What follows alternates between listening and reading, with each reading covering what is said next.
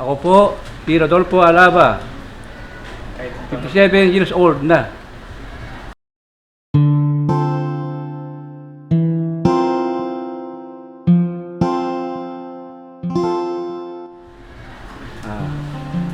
Ang hanap buhay ko po ay pedicab driver.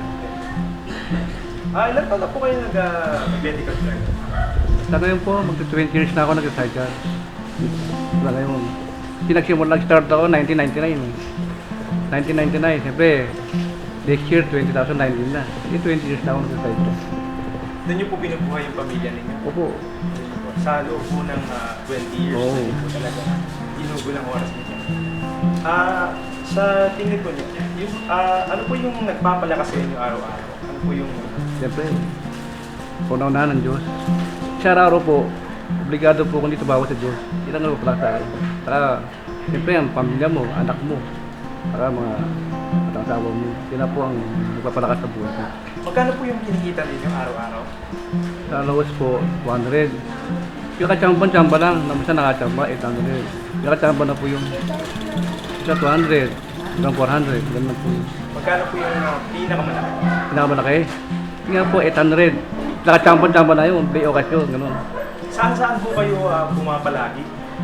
Dito po sa buko lang, sa loob lang, Sanyog, Panapaan, Banalo, ayan po, dito, Tamindaga.